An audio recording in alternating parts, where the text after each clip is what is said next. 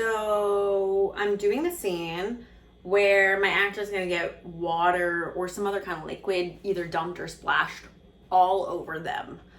So what do I need to know to do this on set, to turn around the costumes, hair, and makeup, even the production design?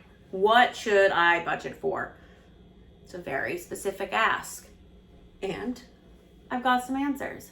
My name is Sarah Kogan. I am a designer and visual producer for film and television, and I love talking about budgeting and crewing up.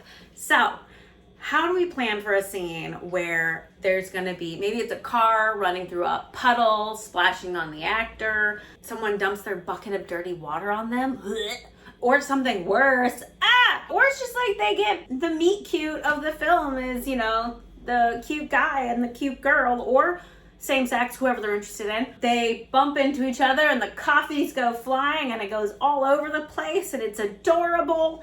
How do we plan for something like that? What do we need on set? Here's what we need. When you're doing any sort of liquids and body situations, you're gonna wanna make sure to have several things on standby, including multiple crew members to help reset the scene. For example, just for hair alone, let's say the hair is getting wet, I would recommend 2 people in the hair department just to help with that actor to reset them. They're gonna need to dry the hair right there on set. They're gonna need to restyle it as needed. So that takes a couple minutes and you wanna make sure that the actor can do that. Then there's the touching up of makeup because, we always gotta do that because, film's a lot about this, the face. It's kind of funny how we want to see our actors' faces. Weird. We want to make sure we have at least one person standing by to dry their face, to dry any time we see skin that is under the preview of makeup. We want at least one person there to help dry off their face, pat it in the way so that the makeup doesn't get completely ruined.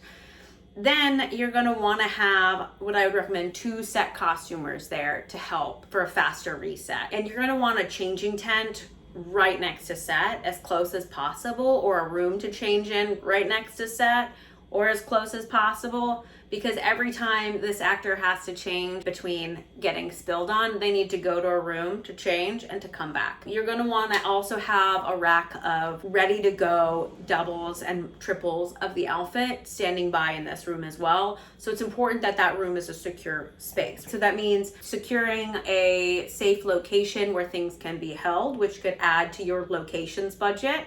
It also means you could also then need to bring a trailer closer to the set, which could also be a permitting situation. So these are some ways that just a scene like this can add to your different budget lines. Then you're gonna have, again, 1 or 2 wardrobe people standing by. They're gonna have towels to help and robes to help the actor dry off, or actors dry off. And then there's the whole changing process. It also means having multiple undergarments because it's very possible to soak through someone's clothing and they'll need new underwear, new bras, new shapewear if they're wearing shapewear, and new shoes too. There's nothing, at least for me, more uncomfortable than being in wet shoes. New socks, those are all things that are gonna be doubled and multiplied for this specific type of stunt. And if there's any, background that's getting sprayed by it as well, then that gets to be addressed as well for them. So they get to have new pieces. For your production design, whenever possible and as much as possible, like let's say there's that puddle coming, that's getting splashed through, you want to make this as hygienic as possible. So it actually means creating your own water slop to go into that puddle. Again, as much as possible, we don't want to be using street, sewer, gutter water. Like, that's gross. And we don't know what's in that. And in New York, it's very possible that it's dog poo, rat poo, poisonous pigeon poo. I just learned that there is a safety bulletin specifically about pigeon poo on set.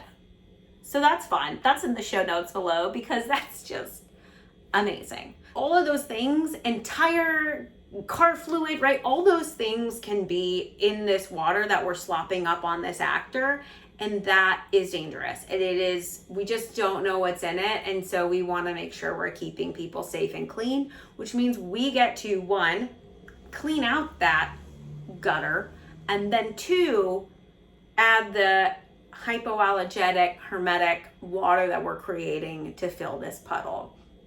And so that is the way that gets to be done. It's also important because we don't know what's in those puddles, so they could stain clothing, and if we're hoping to be able to wash and reuse the wardrobe, then, you know, that's an issue. So we want to make sure that we're doing something that we can actually wash out as best as possible. So those are all the ways, which also means on the day, we're gonna need a couple extra hands to help reset that puddle, and also to dry off the sidewalk, because we don't want to see that there's already been splashing puddles or dumping of water, because that ruins the whole surprise, right? So then there's a resetting of that as well, which requires towels, which requires shop vacs, dry it with like blow dryers, right? We're trying to reset this scene completely. So those are all the ways that just doing some sort of puddle splash, dumping of water, coffee spilling, insert any sort of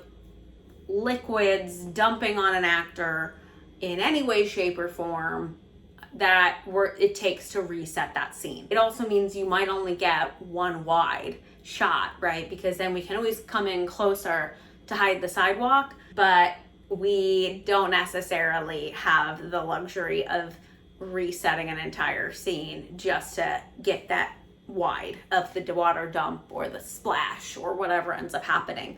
So these are all things you want to think about when planning out that scene, and also what it's going to take in terms of walking off pedestrians and our lovely bogies, just to make sure that everyone is safe.